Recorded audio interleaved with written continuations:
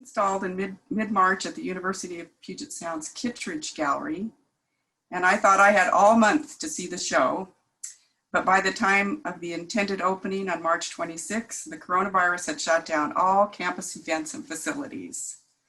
That Suze and other artists were disappointed in the exhibit's sudden cancellation is an understatement. Suze will present a personal tour of the exhibit that never was, and along the way, she'll describe some of her intent, methods, and inspirations. Suze has exhibited throughout Washington, but also Utah, British Columbia, Maryland, California, Colorado, Oklahoma, and Washington, D.C. Her work is in regional public collections as well as many private ones. She's received many awards from arts organizations, including Artist Trust, Shunpike, Mad Art, and participated in artist residencies in Zion, Glacier, Capitol Reef, and North Cascades National Parks. The Grand Canyon National Trust and art colonies such as the Banff Centre, the Vermont Studio Center, Willowtail Springs Nature Preserve, Gentile, Playa Summer Lake, Centrum, and the Mineral School. So with that, it's my great pleasure to introduce Suze Woolf. Thank you. So the funny thing is I think of myself as a painter. And I particularly like watercolor because I can take it so many places. So I'm going to go through this first half pretty quickly. This is just a repetition of what Dorothy just said, that I've been to all these places, and I tend to pick my residencies by both the art and the place. But one of the things I really noticed, especially around here, is that I'm a big hiker and backcountry person, and it seemed to me along about somewhere around 2003, 2005, that I was seeing more and more burned over areas. I won't go through all these figures. Probably what we're seeing every day on the news right now is enough, but that last one, the fourth National Climate Assessment, said that there was a 6-fold possible increase in forest fires coming, and boy, were they right. So I started painting what I was seeing. And at first I painted whole scenes, like any good landscape artist. And those are mostly around here. But then I did a residency in the Canadian Rockies, which is adjacent to 4 of their national parks. And they had huge fires. The biggest in their history, I think, was in 2003. And they also gave me the biggest studio space I'd ever had. And everything that I put on the wall looked so dinky that I had to paint really big things. And then, bless her heart, one of the administrative assistants on the open studio night came around and said, "Oh, you should take those out and put them around real trees." So I did. After I got them home and varnished, these are actually out in the snow in Mazama. A bunch of friends got together and helped me put them up without tearing them. And it was a really interesting visual experience. You felt like, am I seeing the future of the tree, the inside of the tree? It was an early artistic highlight for me. While I was at Banff, there was a talk by the guy that had won the Tate Prize, the Turner Prize, sorry, that a couple of years earlier. And he was talking about connecting the process of what you're doing to the meaning of what you're doing. Some of his work really annoyed me, but there was one thing he showed. He had done a trip across a desert in Spain on an early prototype electric bicycle and used the exhaust of the bicycle, which of course is water and air, to do watercolors of the cacti in the desert. And this light bulb went on for me, and I thought, well, here I am talking about burning things. Burning's a way to make marks. So I started experimenting with that. And you would think, this is now 9 years ago, that I could see books in my future, but at that point, I didn't. The studio next to me was a Japanese man who was a sumi painter. I tried burning paintings. So all the foreground trees in this painting were done with a wood burning tool. There you see a little more detail on it. I next tried my daughter's chef's torch. That's how the foreground trees were done in this piece. But I began to feel as if it wasn't really communicative enough. It looked too much like paint. So again, thinking about connecting the process and the meaning, I learned how to make casts and cast paper pulp into them. So these were casts of burned wood that I filled with paper pulp. I tried adding ink on the upper one. It stuck to the mold. I tried combining paint and paper casting and pyrography using a wood burning tool to make those outlines on the lower right. And then I realized it was really the char, the patterns in the char that kind of got my visual neurons buzzing. And so the first few of these are 52 inches high, so they're a little bit shorter than I am, but not a lot. The first few of these I did were rectangular. I was literally walking on a trail in Zion National Park when I suddenly thought, wait a minute, paper, this is paper. I don't have stretchers and canvas. I can make it any shape I want. So I started tearing the paper to match the contour of the trees. And this went on for a long time. I'm still doing these. So 12 years now, I've been painting either burned forests or burned trees.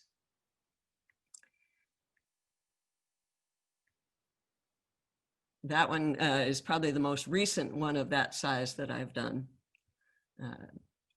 I tried installing them in different ways in different places. The Museum of Northwest Art in La Conner up here has a biannual climate change exhibit called Surge. They're logically concerned about sea rise since they're on the water.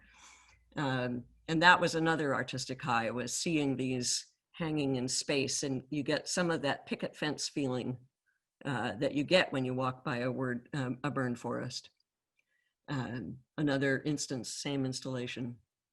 And then 2 years ago for Shunpike, a storefront, this is an Amazon storefront, I had 10 of them printed on fabric in several layers. There's a printed solid and a transparent print, which gives you an almost video-like experience when you walk by it.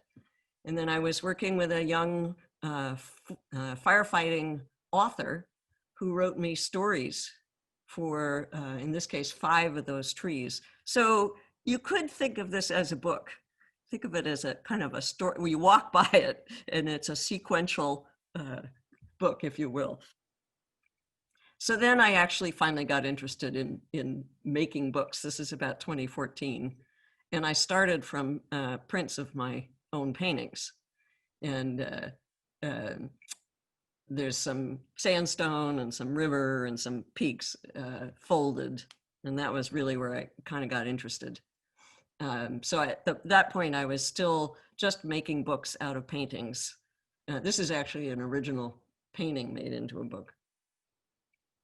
And then I started thinking about just the forms.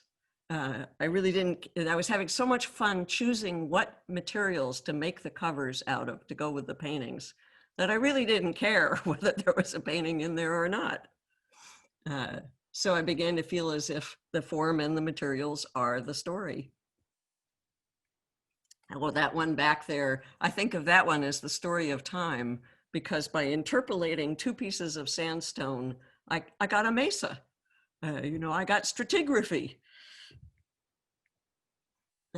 So, I was hiking through forest to look through burned trees, and I started noticing all these patterns on either the wood or the bark. That first one is from Washington, the second one's from Washington, this one's from Utah, this one's from Oregon, kind of everywhere I went. And this was the most devastating to me of all. This is a pass in Southwest Colorado, or on the divide, really.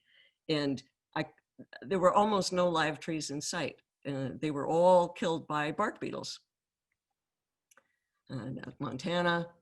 So there's some kind of beetle. It seems like everywhere there's trees. Not all of them are tree killers, as one of my entomologist collaborators said to me. Some of them are just janitors. They looked like some kind of mysterious writing to me, you know, some kind of message that I just couldn't quite get. And I thought, oh, well, books, you know, that's a collection of messages. And so since 2016, I've been making books either out of or about bark beetle, damaged wood and bark.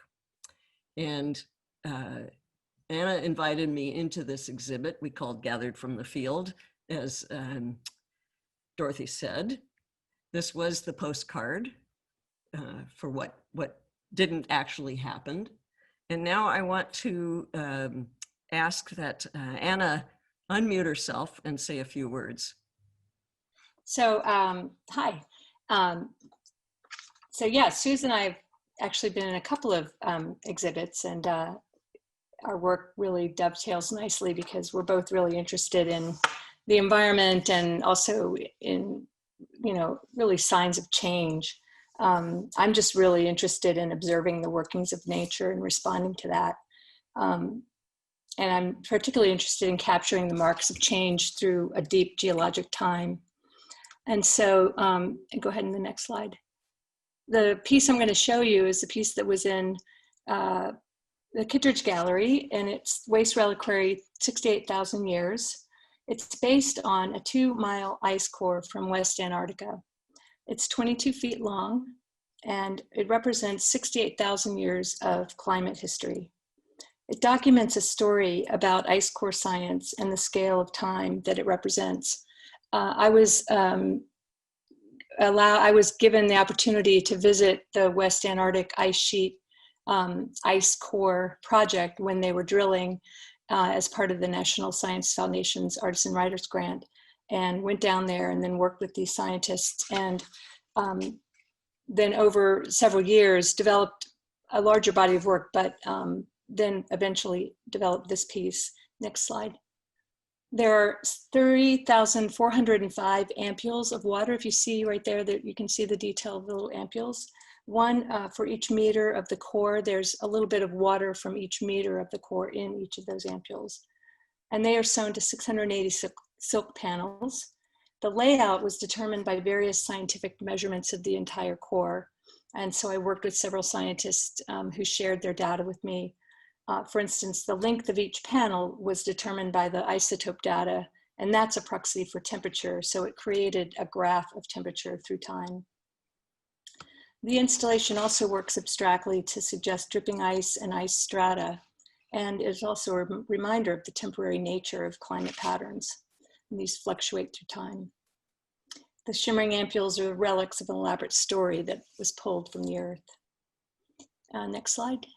And here I am in the lab and in my studio making and sewing the ampules. And I like to think that the time that it took me to make the reliquary really mimics and also makes a tribute to the time that it took the scientists to drill the ice core and then analyze the data, which was probably about 10 to 15 years.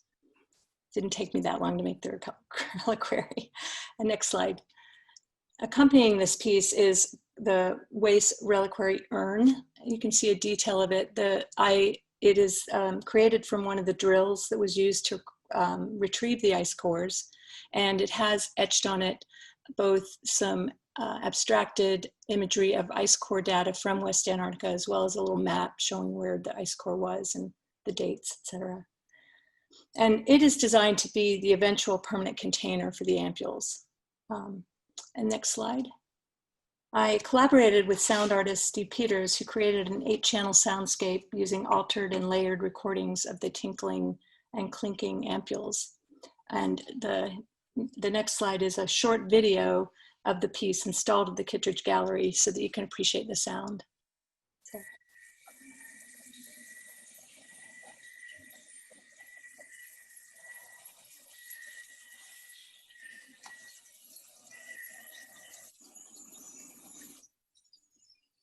Thank you, Anna. Thank you. So kind of far afield, I think of that as kind of a book myself too. The silk being the pages and the rack being the spine. And it's the story, as she said, of a lot of data.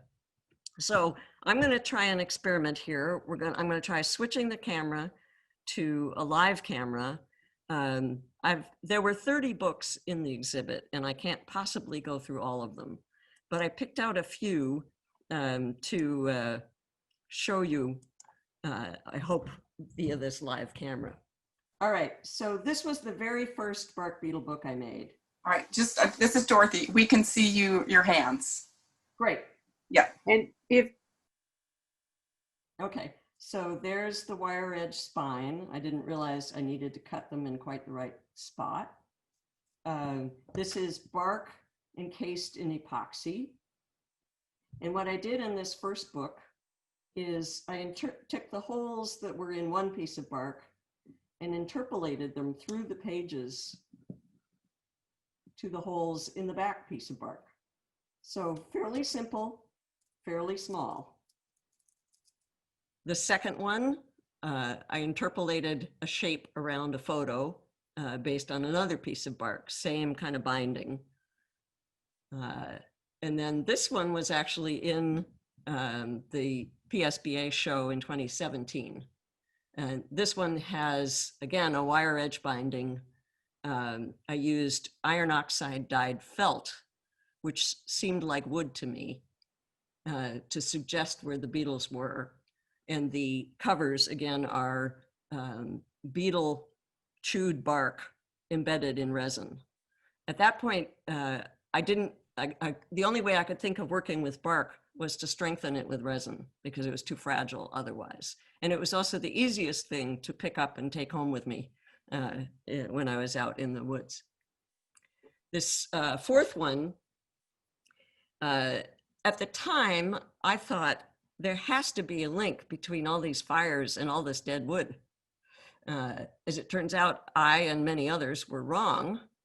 I believe there are actually cases where a beetle-killed forest has acted like a fire break. It's counterintuitive, but a live tree has many more chemicals and resins in it. And if you ever have the misfortune to see one go up in a fire, forest fire, it's like a sudden torch. It just goes whoosh if the fire is hot enough.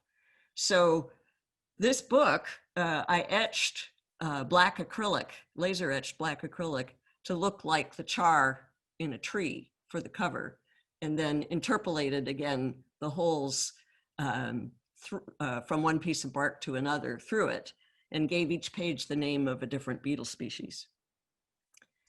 So here's volume 5. I'm still exploring that notion of etching a burn. This time I etched wood instead of black acrylic. I used dyed iron oxide felt again. So I keep exploring these different themes. This one, I got interested in sort of cataloging, and the material is actually cork, and I used the laser to engrave or etch the silhouettes of different beetles, all the while interpolating between two different pieces of beetle chewed bark. And then I was interested in, this one has no outer cover, it's just a stiffer piece of felt. I sewed the outside with kind of beetle gallery, and they are called galleries, patterns in it, and used iron oxide dyed felt to make my sense of the different shapes. And I used, for the first time, little ivory beads to stand for the grubs in their galleries. There's a similar structure and theme in this one. This time I pieced several pieces of bark together to interpolate the shapes, and you can see the little beads in their egg chambers. And I came back to that. I've never come up with a title for this one, but it has two pieces of bark again embedded in actually two layers of acrylic with epoxy resin around it. And I started imitating the beetle galleries and naming them. And then this is the next one I want to show you. So I'm still kind of stuck on that idea of fire here. That's etched black acrylic as the covers. And I had laser cut the interpolation between the two shapes again.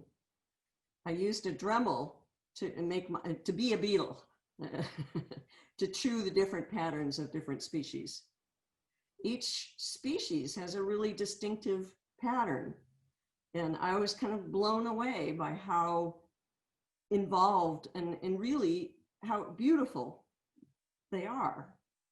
I can, kind of hate them and love them at the same time. And then these plates on each opposite page name the species, their common name, like this is Doug fir beetle, Dendroctonus pseudotsuge, on the copper plate that's embedded in the fir engraver. Some of these species are much more familiar to me now that I know more about them. So I called this one Encyclopedia Beetletania.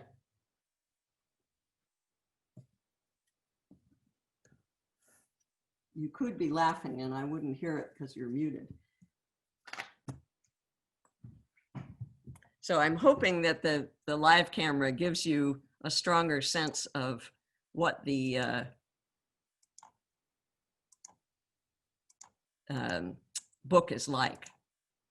So this one, I took a small log. I was actually on a backcountry ski trip and I have a little bow saw that I was carrying with me. And this one was across the road. So I was doing a community service. So this log I had sliced by a bandsaw. And then I used letter punches to put text. And the text, this one says pitch tubes. And these are all terms from a Washington State DNR paper about bark beetles. So each page has some text pounded on it.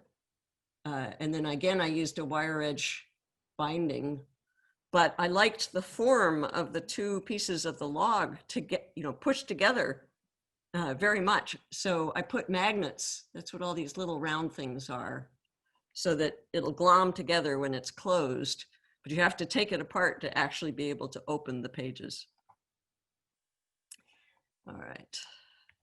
So this one, I was in Stehekin in the North Cascades, where fairly low, they still have Alaska yellow cedar trees, which have some of the most beautiful wood I've ever seen. And the pattern on this volume 12 here is probably a beetle that bores into the wood and not a bark beetle, but it's still very beautiful. So they reminded me of Japanese katakana text. And one of the families of beetles that does this are buprested beetles. So I was at Gentel in Wyoming at the time, which is outside of Sheridan. And Sheridan has one of the oldest saddle making companies in the West. And they have a museum there. And they were kind enough to teach me how to stamp leather. So I had been up into the Bighorn Mountains and I traced a bunch of the patterns in the standing timber of the Lost Creek fire of 1988, I think it was. And then I had plates made from those and I pounded wet leather to make these stamped impressions of the beetle galleries. This was another one I'm going to try to show you. And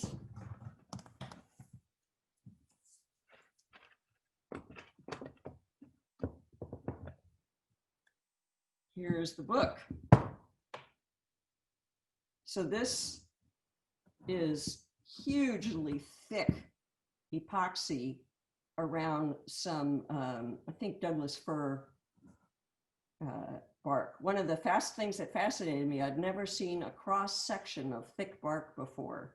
And on this edge view, you can see this kind of fractal, beautiful fractal pattern of the edge view of the bark. Each page is, again, some of those same tracings from the Lost, I want to say Lost Creek, but I think it's just Lost Fire of 1988 in the Bighorn Mountains. And they are, this is tea-stained rice paper that had almost a kind of wood grain to it from me. It's quite old. And I reinforced the shapes of the beetle galleries with a wood burning tool. So they go from kind of the simplest shapes to the more elaborate, complex shapes.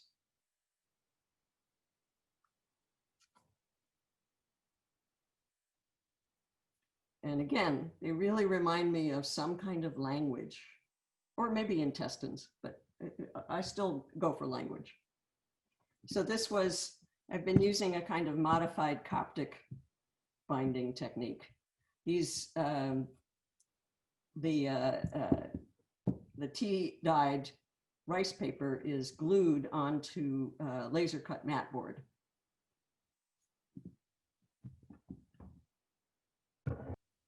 So this one is one of my favorites. It was volume 14. I made these rubbings off actually the logs in a log cabin in Southwest Colorado. And the log itself is covered with fur engraver beetle galleries, very complex shapes. And I was quite fascinated by them. I will confess that I took a linoleum roller and some oil-based linoleum ink and darkened up the high spots so that the patterns are even more obvious on the log. But the reason I called it art is data 2 in Latin is that the proportion of each page is actually data from a timber supply company, or timber supply area. This data is published by the BC government annually. So I was able to find, the spread of mountain pine beetles in this part of central BC over a 10-year period or a 12-year period. And so each proportion of rubbing on the page is the proportion for that year. So much like Anna's installation is huge amounts of data, this book is data 2. And I can definitely say she's been a huge inspiration to me in trying to think about what are other alternate ways to represent data. This one was called Red Stage, and it's quite large. It's maybe 10, 12 inches long. When trees are attacked by the beetles that mass attack live trees, they go through several stages, and there were a number of efforts to try to assess their extent from satellite imagery.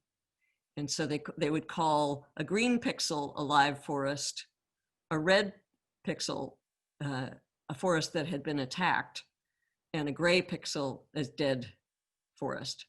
So this book, if you could go through the pages, you would see goes from green to red to gray, as do the wire edge binding threads. This one, I learned about the way that different beetles, different species range themselves along the trunk of a tree. And this is called spatial niche partitioning. So the more aggressive beetles get lower on the trunk, where more nutrients are flowing up and down, and the others kind of make do with higher up the tree. So I took this branch, sliced it somewhat on a slant, and interpolated again, laser cut mat board, coated it with laser print transfers of beetle galleries of 3 different species. And it actually pulls apart. They're strung together on elastic. So it kind of pulls apart rather than opens conventionally. All right, this was probably the hardest one I've done yet. And for the first time in that exhibit that nobody got to see, I had it hanging from the ceiling, which was, I will definitely do that again. It was cool. So I'm going to try to show it, and I may have to adjust my camera so you can see more of it. It's quite large. This might take me a moment, but let me switch.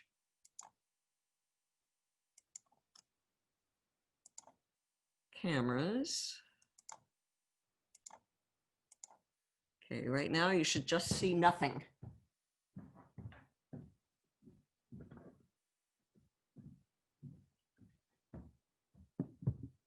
Now I'm gonna try to raise the camera so you get a little bit more of a view.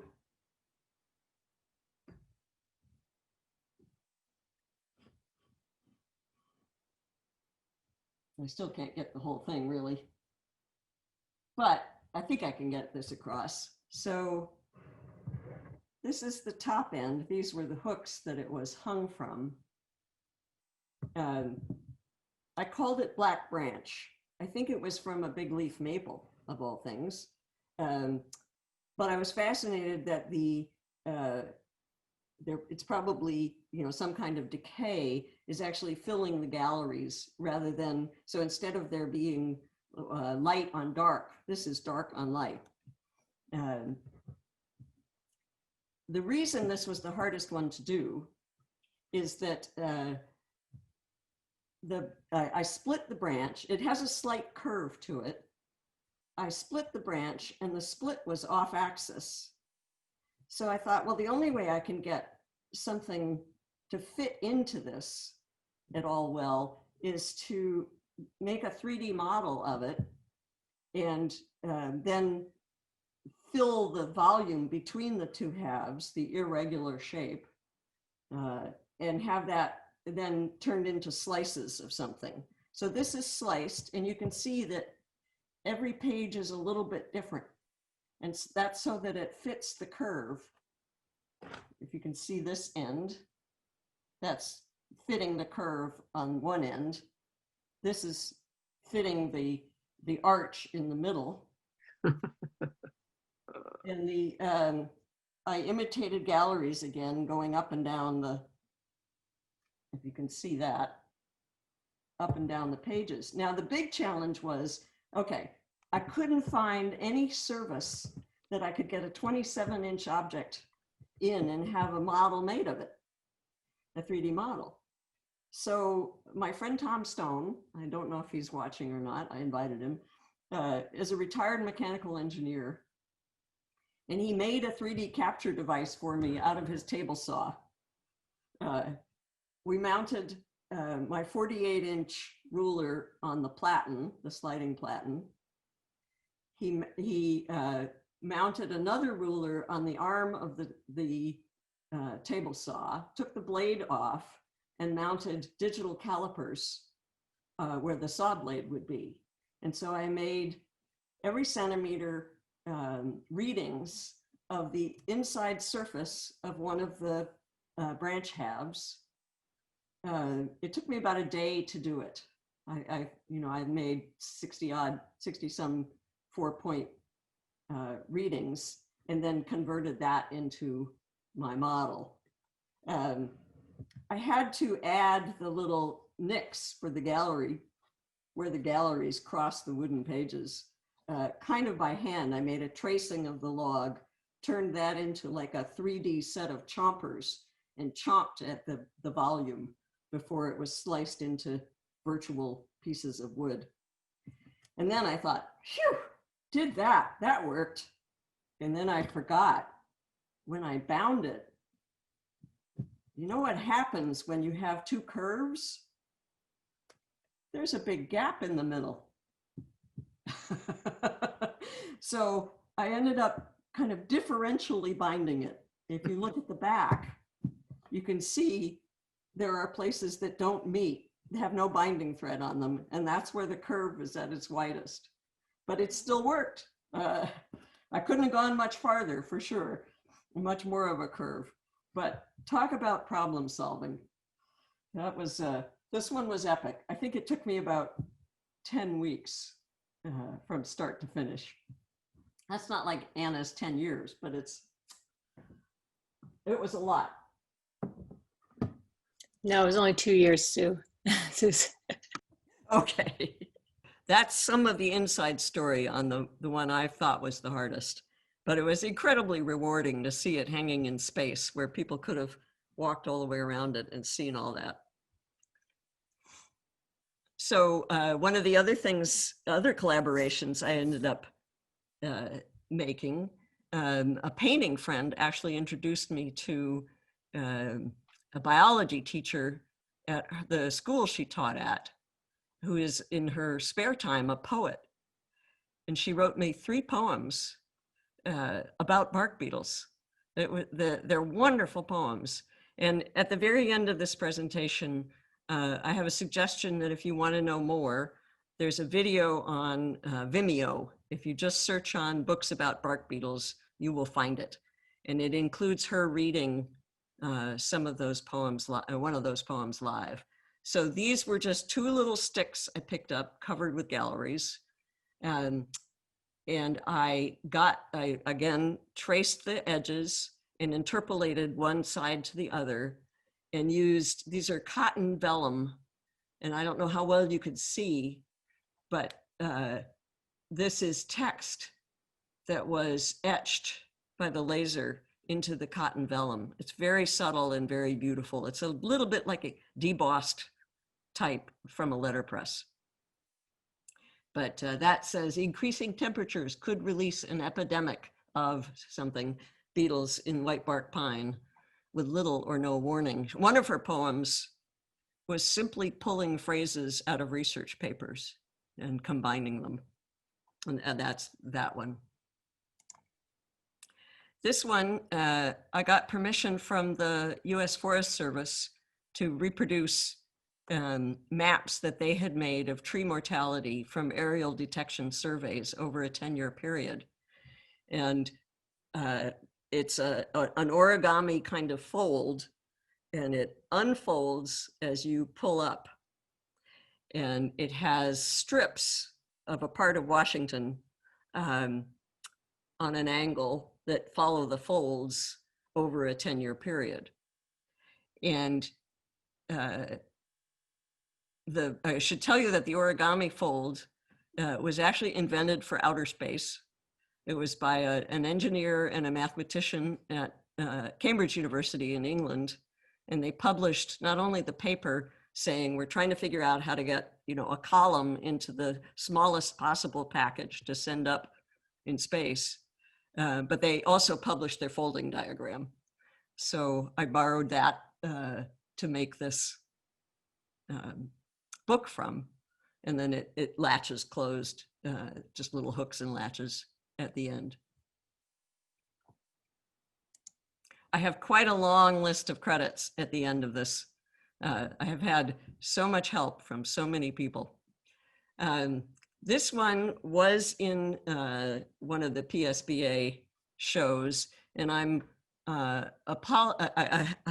owe its organizers a big apology, because what happened, I used a different wood hardening dip than I had ever used before, and it just kept leaching. So, I mean, I suppose the oil was better than the live bugs. One of the reasons I always put my wood in wood hardener is to kill anything that's in there. Because I heard a horror story about people, some artist who had an exhibit somewhere, and things started crawling out of it everywhere. I didn't want that to happen. but the oil was leaching. They put it on some paper, and what you see now is the redone piece. I scrapped that piece of wood. My friend Tom, the mechanical engineer, burned it, said it burned very well, and started over again with made a new case for it. That case is also held together with magnets. You can't see the cut on the side, but it opens into a shape that those sticks rolled up around the fabric. Now this is actually the beetle kill for the US Rockies over a 10-year period. This lower line is mountain pine beetle, and then this is total mortality. And each of these strings is a year point. So more art as data as art. And then you might remember this one because it was in last year's show. It's one of that same fur engraver log, and I, again, iron oxide dyed some felt, and I'm simulating the life cycle of these beetles. The beetles lay their eggs in egg chambers. They turn into larvae. The larvae chew their way out and get bigger and bigger and bigger. And then they fly out little holes as beetles. So, and I made this on a binding post that rotates. So that's how you can see it. Or you could just take the whole thing apart. So this one, actually Diana 6, I'm going to ask to speak in a minute or two, and I were exploring the woods above Playa Summer Lake, and this log is probably from about 2002. It has mountain pine beetle galleries all over the outside, and I'm thanking Mary Ashton because she helped me. I made molds by painting a silicon goo on the outsides of various logs. And then she helped me make paper pulp that I could put in those molds. And that's what these pages are. So this is literally paper pulp from this log. And then other pages are from other logs, different species. And so I called that one What the Beetles Wrote. This one, I made rubbings based on that same log, and it simply reflects another timber supply area of British Columbia with an increasing volume. And Mary helped me. I made some of that paper under her direction. So this is another one of my favorites. And I have to say, Dr. Diana Six at the University of Montana directly inspired this one. She sent me a number of her papers to read, and I'll probably do some violence to the thesis, but I was really struck. She asked the question, what is different about the trees that survive beetle attacks? There are not very many of them, but she in her lab studied the DNA of trees that survived beetle attacks. And borrowing from her paper, 7% of the white bark pines in this particular research tract survived. And it turns out, and without getting too far down into the weeds of bark beetle biology, they sense the tree's defensive chemicals. And I don't know if you all remember ASCII art from the early days of computer art, but this is the let's see, the messenger RNA for one of the genes that turns on one of those defensive chemicals. And so I interspersed with mountain pine beetle galleries, I interspersed the DNA sequence here, or RNA sequence. And the black, quiet pages are the ones that represent the trees that survived. They didn't speak as loudly to the beetles. So I'm going to show you that book, and then I'm going to ask Diana to say a few words. Okay. This one doesn't, maybe I don't have to turn around because this one doesn't really have a top or it doesn't really have a left or right.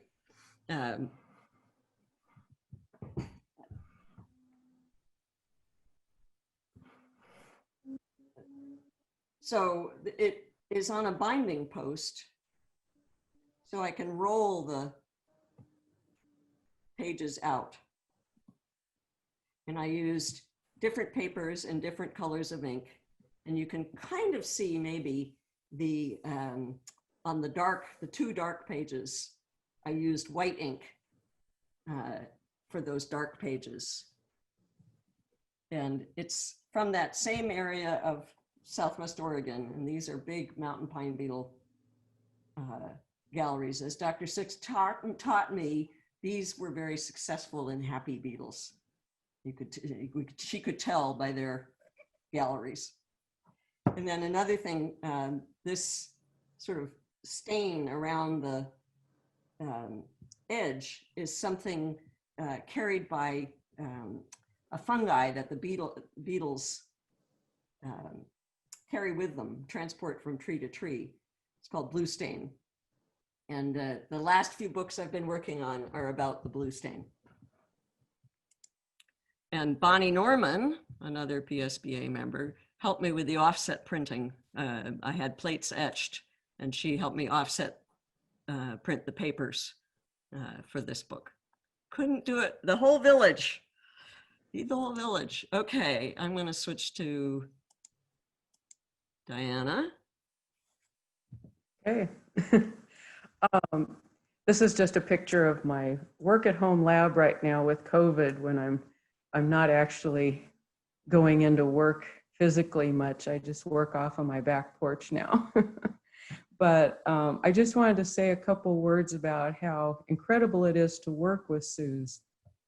As a scientist, I can't say I've ever been able to sit down with an artist before that could just take a concept that I brought to them or an idea and dig into it really deeply and come back with such an amazing interpretation. She really does work with data. I've talked to her about things like population dynamics, fungal symbiosis, DNA, and she just kind of goes, okay. And then she disappears for months. And then I get an email that says, ta-da, I've got another book. And I'll look at it, and what is so amazing is it's not only so incredibly creative of a way to present it, but the science is there and it's accurate. And she's found ways to build that in. And so it's really been a remarkable experience to work with her. I think it was really probably the most fun when I sent her the files on how to access the DNA and RNA sequences, and I got this reply back. It's like, well, I'm not really sure what I'm looking at. But with just a little bit of discussion, she came back with this amazing way of presenting that. So it's been an incredible experience to work with her, and I'm looking forward to more of it. Yeah, as you've noticed, once I start a series, I have a lot of trouble stopping. Just keep going. It's a good thing. Yeah, so back to the theme of sort of spatial distribution. This was the longest book I've ever made. I took a 36-inch branch, curved branch, got laser cut pages, used laser print transfers to get the different species galleries put on those laser cut pieces of wood. And then this time I was a little smarter. Instead of trying to bind it the long way and have all these difficult to manage curves, I bound it on the short end ways. So it's an accordion fold book, but when it's expanded out, it's 19 feet long. And this called for, there was a lot of cursing in my basement when I was working on this, because the first way I tried binding it was using some non-woven, some iron oxide dyed non-woven viscose, and it just broke immediately. So then I backed it with silk, and it broke again. And then I decided, okay, I'm gonna drill holes and use Kevlar thread. And damn if that didn't work. So Kevlar, there's a place for it. But yeah, the torque that you put on a few places where it's bound when you open that is pretty intense. And so this is one that I'm not going to send off without me to set it up. I am happy to say about the Kittredge Gallery, bless their hearts, they built a shelf for it. So they built a 20-foot shelf for this to go on. This was the last one that was in the show. And here I was working with data from Washington's Department of Natural Resources, which creates a booklet called Washington Forest Health and the Year, every year. They use aerial detection surveys as well as some site surveys. And there's a section on beetles as well as other problems for forests. So I used some of that data, and this is those books unfolded. So these are only a few inches high, but with their pages, they're about, I think, 86 inches high. Also hung from the ceiling, and the top 3 mortality guys, beetles for Washington have been mountain pine beetle, fur engraver, and Douglas fir beetle. So the left-hand book there is, that proportion is the amount of tree mortality from mountain pine beetles. The middle one is the tree mortality from, it's like 22% compared to 59 or something from the 69 for the mountain pine beetle. And so on. So the Douglas fir beetle is only about 11%, I think. So these are in proportion to their contribution to tree mortality in Washington State. And that was the last of the exhibit. So I hope that from what you've seen, as well as I could show it, that I think of this as a written metaphor for an urgent message. And I realize I've failed to make the link for you that I now take for granted, which is one of the several reasons that the beetles have become such an issue is because they don't get killed off by cold winter. So you may not think that burn trees and paintings of burn trees and bark beetle books have anything in common, but in fact, they're the same subject matter. They just look completely different. And I'm a great believer in iteration as inspiration. So each one I make gives me an idea for the next one. And that's one of the reasons I get stuck in series so much, is because I see what I can do once I've done the previous one. And as I've alluded to, the involvement of scientists, poets, other book and paper artists, mechanical engineers, US Forest Service data analysts, professors of forestry. I've got quite a ring that really helps me. It's just wonderful. And I'm still doing it. I'm working on volume 34 right now. And as I said, the last few have been about that blue stain and its relationship to the beetles. So these are some of the people I've worked with. You met Dr. Six already. Lots and lots of people. My mechanical engineering friend, the guy at the Forest Service, the state entomologist. There is a fellow, a musician, music composer, who's gone out and made field recordings by putting tiny mics under the bark of trees David Dunn. You could find him online, and I have his permission to use some of his recordings. So if you do find that video on by searching for books about bark beetles on vimeo.com, you'll hear those bark beetle sounds. And with that, I'm astonished we have a few more minutes for questions if anyone would like to ask them or already has, and either Lucia or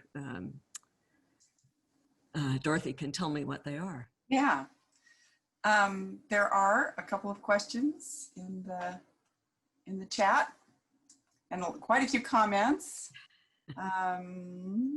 Let's see. Wonderful work, Anna. That was from Pat Chupa. Jade Quick said, oh wow, love the amazing journeys through time. So beautiful. Ann Bingham said, you might need to stop screen sharing. Oh, excuse me, not that one. That's a tech support. Okay, there we go. Oh, Pat Chupa said, sometime soon I hope you come out with a gorgeous coffee table book of these. It's a good idea. Yeah, that is a good idea. Okay. Good idea. And Jade said, it is all good. Jessica Spring, I think she was talking to about a certain one of your books, said, amazing similarity to a palm leaf book. Yeah.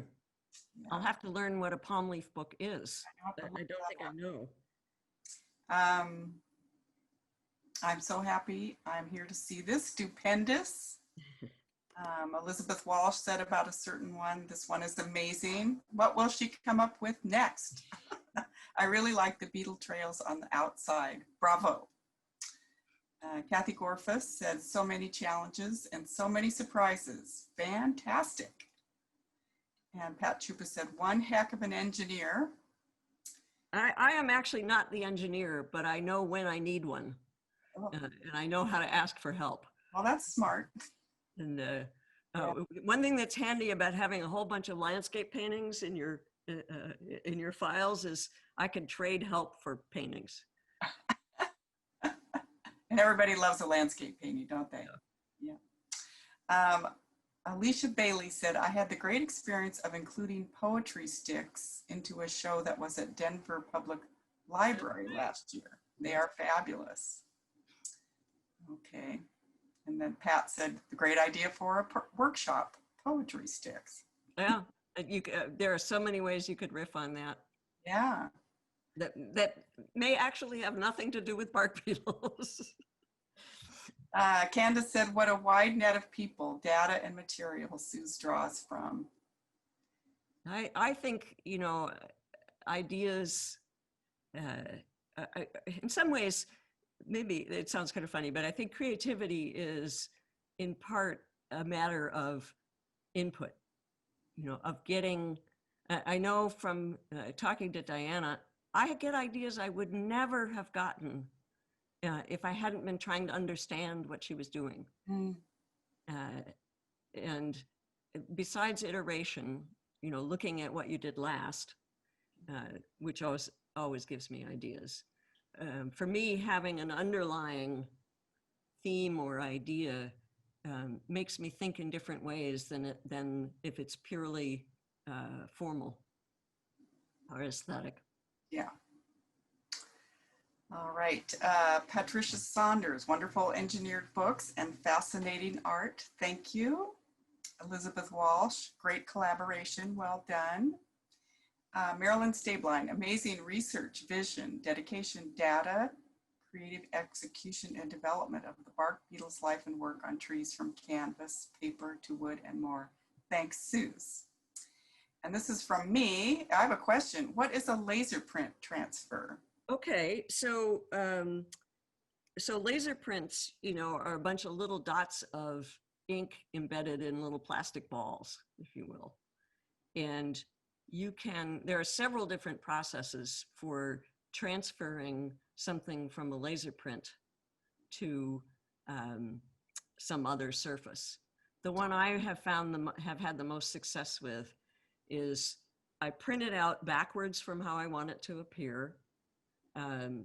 I coat the front side, the transfers, the image to be transferred with thinned matte medium or gloss medium, so acrylic, more plastic. And then I coat with thinned matte medium the surface that I want to transfer it to, and let it dry under weight, and then dissolve the paper away. And what's left is a bunch of plastic with the little plastic ink balls in it. Now, some of those transfers, like the last few, they were actually rubbings of mine.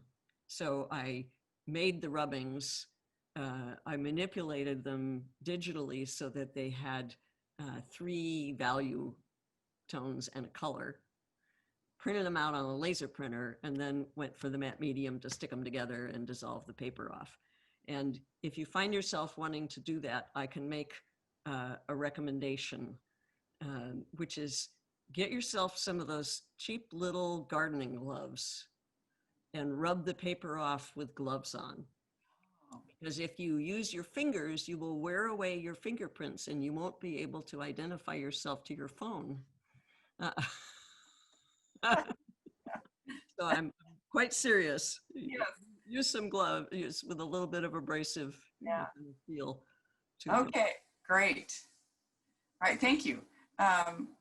Michelle says, thank you, amazing, rich, and beautiful works. Sally Alger has a question. Great. How do you feel about such a destructive force as bark beetles making such beautiful patterns? It's really hard for me, actually. And Diana may have something to say about this too. I feel the same way about burned trees, that they are beautiful and fascinating and creepy at the same time. And that for me, I'm more compelled by things that grab me both emotionally and visually. And I did realize one of the similarities for me between the char on burned trees and bark beetle galleries is what I think of as a kind of structured randomness. That for whatever reason in the burned trees, you know, it'll be the structure of the wood, the heat of the fire, how many layers, you know, how many tree rings it had, how it was carved, so the tree's growth and the physics of the fire interact in both relatively predictable, structured ways, and yet kind of randomly too. So, you know, you see almost this kind of gridding in the char, but you also see little carved out areas that almost look like topography, where it bit through the layers in the wood. And with the bark beetle galleries, there's a lot about their actual biology and how they work that they therefore create patterns that look both purposeful and random at the same time. And so whenever whether it's the erosion of sandstone or that kind of combination gets me. I could swear I feel, you know, my visual neurons going bzzz when I see that. So some of it's just pure fascination, you know, pure selfish fascination. But the disturbing qualities of it give me and the scientists and the information people other ways to talk about climate change, the issues. It's, you know, that's a little bit of a rationalization because I think that selfish fascination is probably the first thing. But like I say, I'm both creeped out and fascinated at the same time. Okay, great, thank you. We're getting close to the end of our time, so I'm going to just move to the questions. And everyone who's had made comments there, we are going to save the chat, so Suze will have a record of that. Thank you. Shuju asked, the last 3 hanging books, how are they hung? I could not see the covers in the image.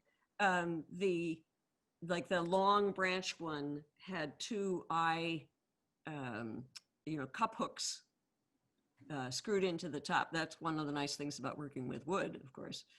And so they were just suspended by monofilament nylon. And the three bar graph books at the very last one, the binding there was actually little metal rings through each page is bound to the next as an accordion fold book with little brass rings. And then I included 2 little brass rings at the top that I could string them through and have them hang as a bar graph.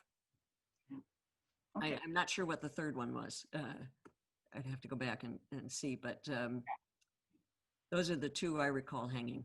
Great. Thank you, Suze. Let's see, Ann Bingham. She's a high school teacher. She would like to know about showing the recording or part of the recording to her students. It would expand their ideas of what a book is. Yes. So inspiring. So I suppose she should get in contact with you maybe and talk to her about that. It's already being recorded, so you Yeah. already have my permission to use the recording. And so I think it's then up to PSBA to decide if they want their recordings used further. Okay. All right. It's certainly fine with me. Yeah. And, Okay. I can't think of any reason why we would have a problem with it. So thank you. Let's see here. Oh, somebody, Lynn Olson would like to know, what is the wood hardener oil you use? Okay, so the bad one was something called wood juice. I would never use it again. The one I used successfully and I'm very happy with is Minwax's wood hardener. It's toxic. You want to do it outside, but it really works. It also, this wood would split and check and change over time if I didn't do something. So it's partly as a wood preservative to make sure I kill anything that's in there. But that's worked the best for me. All right. Well, that looks like that's pretty much it on our questions. Just a lot of thank yous and. Well, I see one more from Lucia. Oh. It popped up on my screen that said, okay. Do I have advice about working with scientists? Oh, there you go. And I don't know, is Diana still there or has she left? I think she's left, maybe. But I was going to say that, well, I do my best to read what they're working on, read the papers that they've published. I don't always understand all of it, but that's my first. And sometimes I have to read them very slowly and several times before I get the gist of what they're talking about.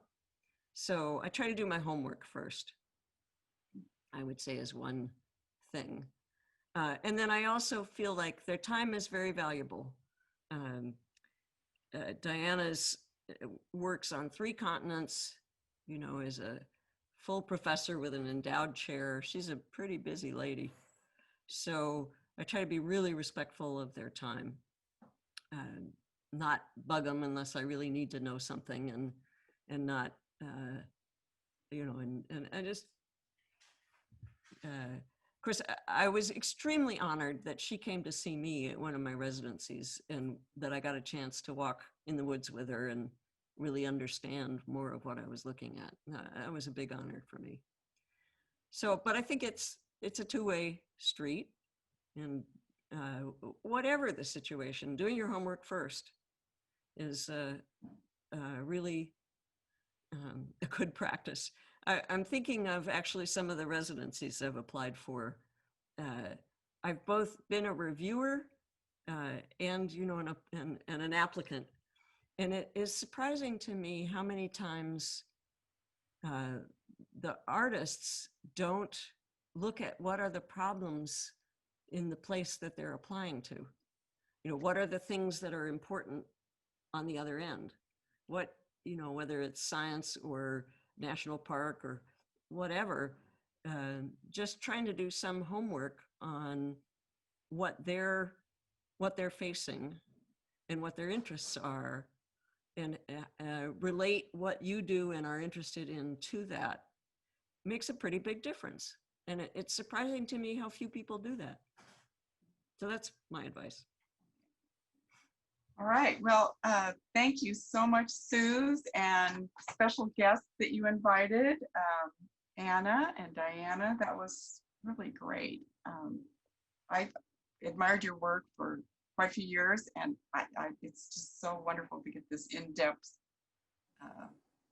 the in-depth scoop from you. So I very much appreciate it. I'm sorry that you couldn't all come to the exhibit. Anna and I were both so looking forward to that. Diana Six was going to come. Anna's chief glaciology collaborator, Dr. Steig. You know, it would have been really fun.